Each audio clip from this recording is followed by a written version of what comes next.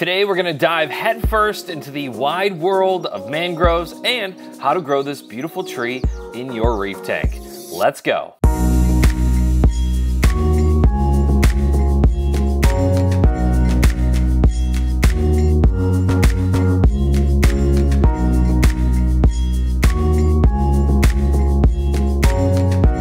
Hey Reef Builders, my name is Remy and welcome back to another video. We're inching closer and closer to 120,000 subs, so please like, subscribe, and hit that bell notification so you know whenever we post new videos. I'm excited for this series because today we start the journey into the wide world of mangroves. Whether you're a beginner or an expert, I hope you glean some valuable information from this video series. Evie's gonna take us to the Florida Aquarium's Mangrove exhibit so we can get a good top-down overview, and then we're gonna head to my buddy Tyler's house. He's got some good tips and tricks to get you started on your mangrove journey. Don't worry, in a future video, we're gonna talk all about the Mangrove Lagoon in the Reef Builder studio, and we're gonna take a little trip to Julian Sprung's house, the master of mangroves, to see his giant collection of mangroves in his backyard and in the pond in front of his house. All right, let's head to the Florida Aquarium and check in with Evie. Hey Reef Builders crew, I am back today and we have Steven here from the Florida Aquarium.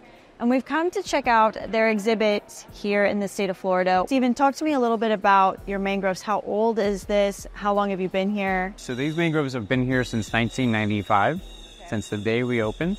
Probably a little before that to get them set up and established.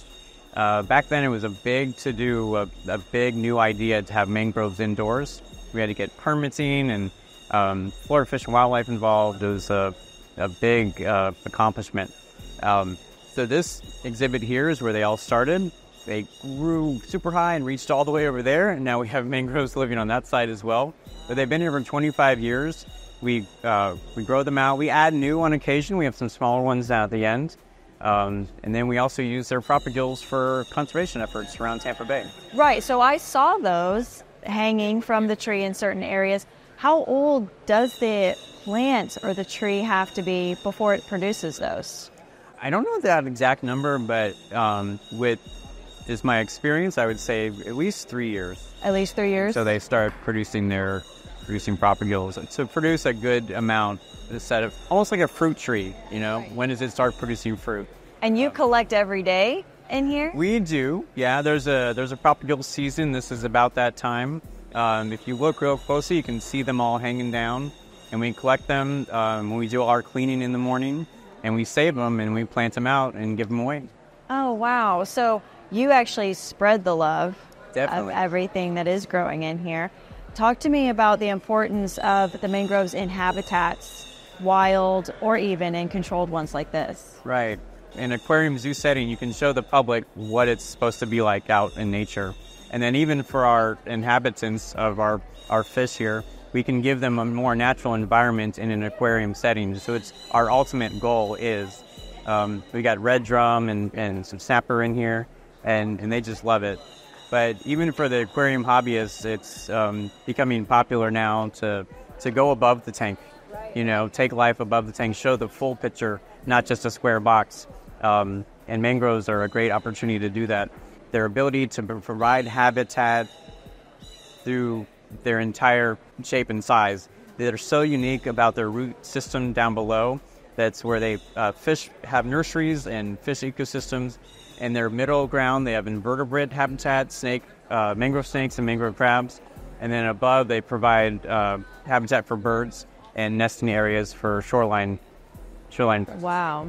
All right, that's it for me today here in the beautiful Florida Aquarium. Thank you so much, Steven, for hanging out with us while we discuss more about mangroves, and I'll see you guys soon. We're so used to trees dropping seeds, the seeds germinate in the ground, and then you get the tree. With a mangrove, they pretty much produce little baby trees that spike into the substrate and go from there. Those propagulls are readily available in the hobby, especially red mangroves and black mangroves. For the experts out there, you probably already knew that, but for the beginners, take that along with you on your journey. I think every reefing circle has the one guy or the one girl in that group that is a mangrove fanatic. For us here in St. Louis, his name is Tyler Wells. He goes by inland_reef on Instagram. He has some beautiful mangrove trees in his tanks, so let's go to his place and get 5 tips and tricks for growing mangroves in your reef tank? Like coral, it takes a while for them to grow in, right? This is not just one thing that you can plop in and a tree will just show up right away. So that actually goes into my first tip.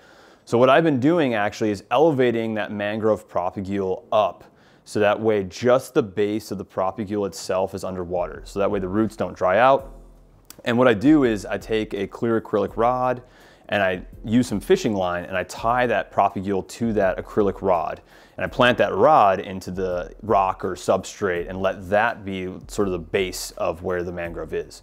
And if you have a placement where you can get a lot of good flow, that actually instigates that prop growth, the prop root growth, and allows the mangrove to stabilize itself. So if you want those really good root structure, then place it somewhere elevated as well as in front of some flow. And then once it stabilizes itself, you can cut the fishing line and remove that clear acrylic rod, and there you go. You have a nice mangrove that has a good root growth. And then from there, because it's like any tree, you can't have a large canopy if you don't have a good root system. You'll start to see a better canopy growth because those roots are already well developed. How about tip number 2? So now you have these really cool prop roots that are growing all over your tank, and you're sitting in there and messing around with stuff and you went, oops, broke one of the roots, right? So red mangroves actually use a pressure system. So they excrete the salt from their trunks. And the roots, if you break them, it's kind of like opening a faucet.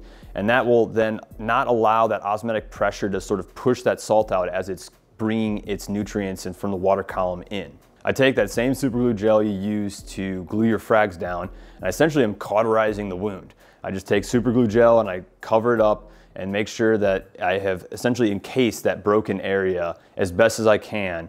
And then from there, you'll get new root growth as it grows on and continues to live. Tip number 3. So this is the one thing I always see when it comes to mangroves. Most people just put them in and they let them go straight up, right? They just kind of grow in this wiry sort of format.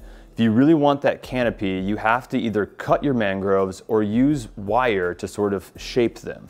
So what I do here is I actually take bonsai wire. So it's a aluminum wire that's covered in copper, so that way it doesn't like leach anything into the water column if I do accidentally get some water on it. And then I just bonsai it, and I can easily just move and manipulate branches as needed and bend them and create this canopy to my desire. So that way then I keep my mangroves from just growing right up into the light and getting those burnt and crispy leaves that we don't like looking at.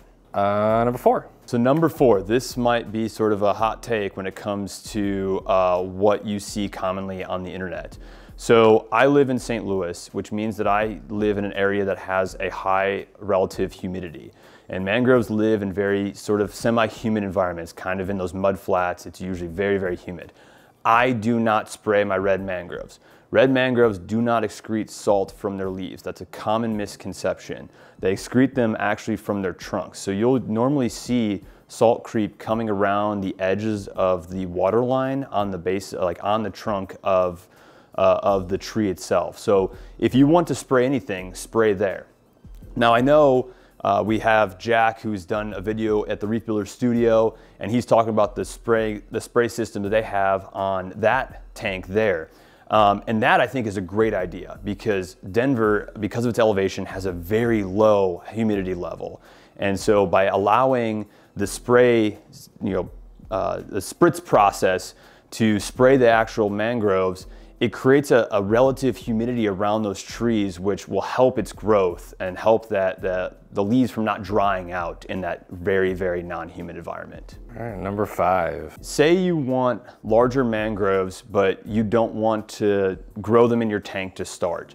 The one really good tip that I actually learned from Julian Sprung himself, just talking with him on how he brings his mangroves to his shows, take a pot with no holes in it, take a mix of like 50% potting soil, just your average potting soil, and like a 50% sand mix. You probably have some Carib Sea sand laying around somewhere or some type of reef sand that you have.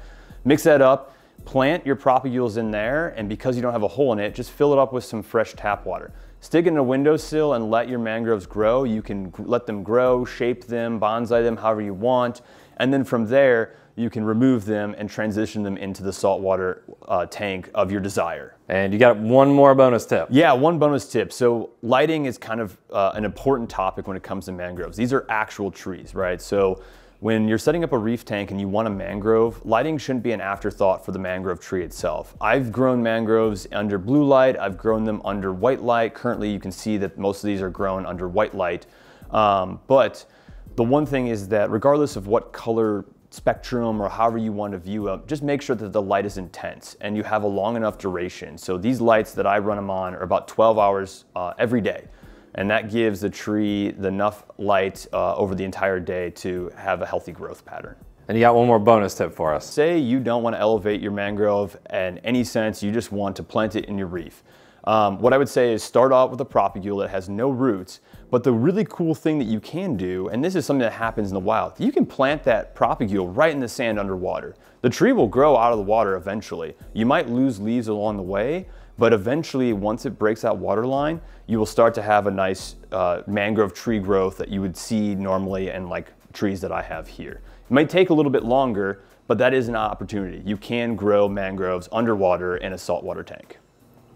All right, Tyler. Well, thanks for taking us through. Yeah, no problem. I want to thank Tyler and also the Florida Aquarium for being on today's video. Like I said, this is a two-part series, so in the next video, we'll have all the details from the Mangrove Lagoon, which is a very well-known tank in the Reef Builder studio. We're also going to head to Florida. We're going to check out Julian Sprunk's collection of mangroves from the Mangrove Master himself. You can be notified when that video comes out if you like, subscribe, and hit that bell notification. I just want to show you how easy this can be to get started in mangroves. I was sent a propagule in with my live sand whenever I got that from Tampa Bay Saltwater. I popped it into the back chamber of my NEM tank and boom, that was it. We've got leaves. If you've got room, it really is a rewarding part of the hobby. I think it'd be cool to pop some mangroves into the Tideline 60 whenever I get that up and running. Hey, I'm headed to Australia this week. Super fun trip. It's gonna be for the pet show in Melbourne.